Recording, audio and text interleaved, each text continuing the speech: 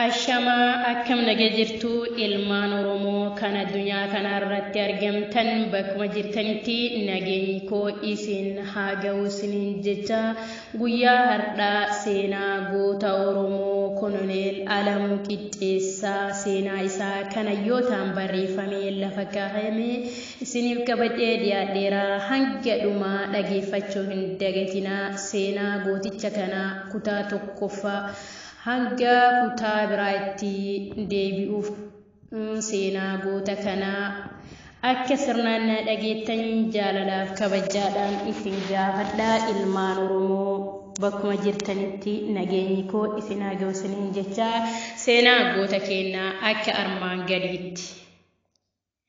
Seenaa gooticha Oromoo Koloneel Alamuu Qixxeessaa Koloneel Alamuu Qixxeessaa guyyaa dhalootaa Bittootessa 1907 bakki dhalootaa Jaldoo guyyaan du'a isaa muddee 9 bara 2001 leellisaa Mancaaftuu 2.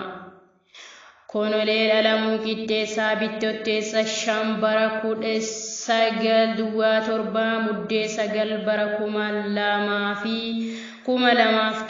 loltuu waraanaa fi qabsaa'aa mirga Oromooti. Koloneel Alamuu Qixxeessaa dargaggummaa isaarraa eegalee hanga gaafa boqotuutitti ummanni Oromoo gabrummaa jalaa ba'ee abbaa biyyummaa akka ta'uuf murannoodhaan nama hojjetaa turedha.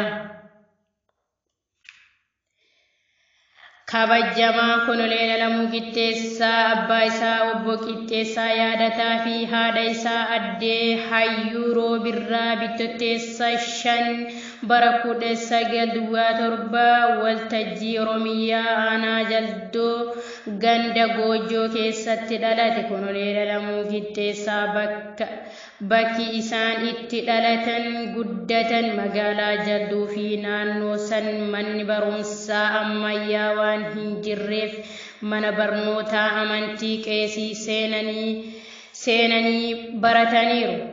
Abbaan isaa obbo Qixxeessaa ilmi isaa akka isaanii baratuuf waan barbaadaniif gara Finfinneetti erganii akka raayyaa waraana biyyattii keessatti qaxaramu godhan. Koloneel Alamuu Qixxeessaa yeroo sanitti raayyaa waraanaa eegduu mooticha yookaan Impaayeera Boodgaardii jedhamee bakkuma keessatti qaxaramee hojjetu osoo jiran gama tokkoon ammoo barnoota ammayyaa fi afaan Faransaayii barachuu eegalan. Xaaliyaanii lolu mootummaan sirna gonfoo keessatti qaxaramee osoo hin bubbulin aangoo ajaja 50 gaafate. Kana keessatti gara waraana Minchaawaa akka duulu godhan. Waraana Minchaawaa kan Xaaliyaanii waliin godhame kanarratti Koloneel Alamuu Qixxeessaa luka isaa rukutamee gara biyya dhaloota isaa gara Jalduutti galan. Jalduutti galanii maatii isaanii waliin osoo jiraataa jiran biyyattii waraana Xaaliyaaniitiin weeraramte. Koloneel Alamuu Qixxeessaa fi gootummaa uummanni qaban waraana Xaaliyaanii kan isa meeshaa ammayyaa hidhatee diinni adii fi gurraacha hin qabu jechuudhaan waraana Xaaliyaanii qabsoo hidhannootiin falmuutti qajeelan. Lolaa osoo jiran barasan dhibeen qorichi hin argamneef kan uummata hedduu fixaa ture dhibee taasiboo jedhamuun beekamuun qabaman.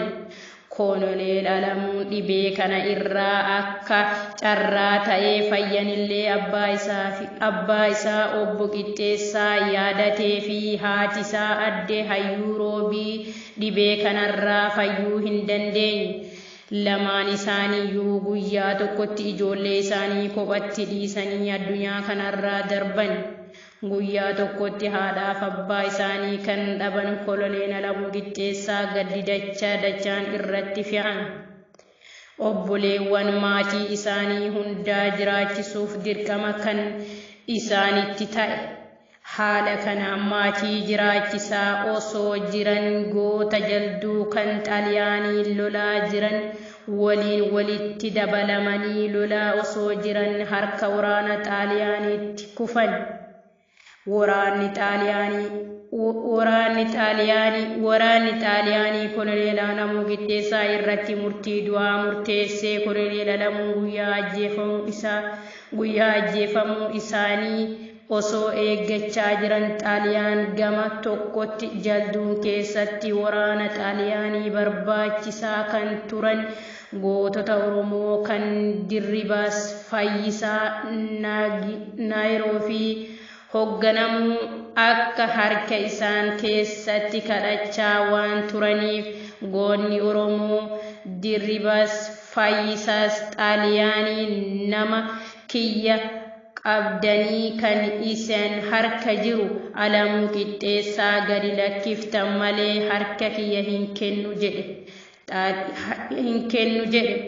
Xaaliyaan gootota Oromoo Dirribaa Fayyisaatiin hoogganaman osoo harkatti galfachaa jecha Alamuu Qixxeessaa kan duuti itti murtaa'e mana hidhaa isaanii keessaa baasanii gadi dhiisan.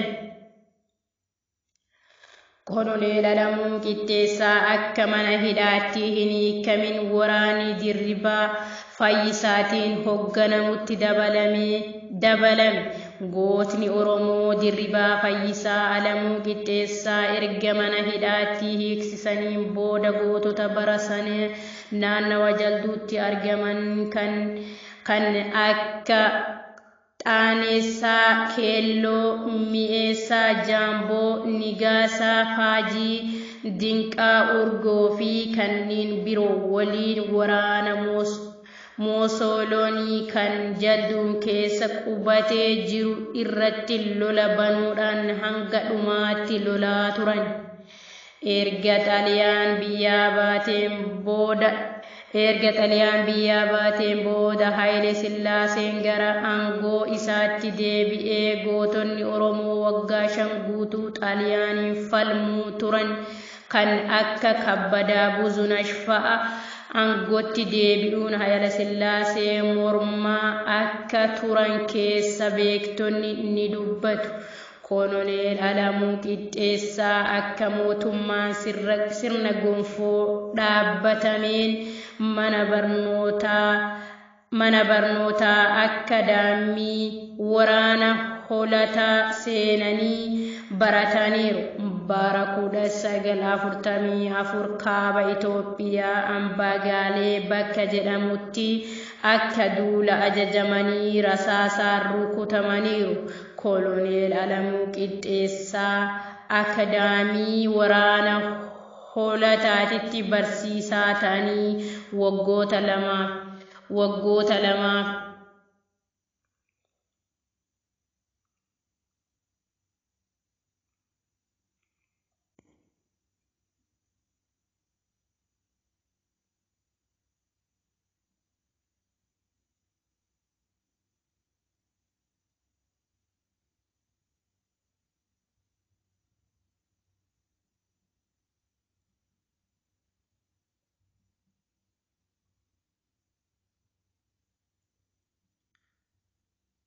Koloneel Alamuu Qixxeessaa akaadaamii waraana holataatti barsiisaa ta'anii waggaa 2 oliif hojjetaniiru. Koloneel Alamuu Qixxeessaa bulchiinsa mootummaa Haayile Sillaasee keessatti sadarkaa gadiirraa eegalee hanga sadarkaa oliitti hojjetaniiru. Hojii isaanii keessatti mootummaa sirna gittaa bittoota Habashootaa ilaalcha Oromoo fi lammii Oromootii qaban akka gaariitti hubataniiru. Koloneel Alamuu Oromoo ta'uu isaa irraa kan ka'e hubachiisa mana waraana biyyattii keessatti ittisaniif Oromoota raayyaa ittisa biyyaa keessa jiran irratti kan raawwatamaa ture haala qabatamaa argaa kan turanidha.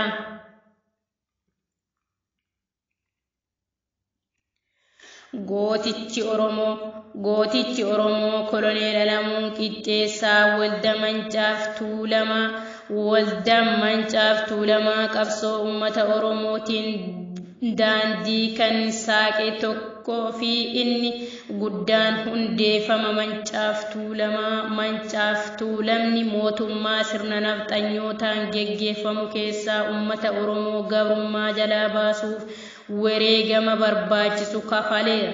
Rakkoo uummanni Oromoo qabu ammoo tokko irraa salphisuuf misooma maqaa godhatee kan dhaabbatee kan keessatti Koloneel Alamuu Qixxeessaa jalqaba irraa eegalee hanga gaafa addunyaa kanarraa darbanitti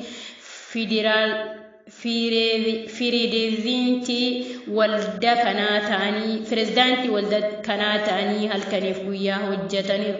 Koloneel Alamuu Qixxeessaa barreessaa waldaa kanaa turan.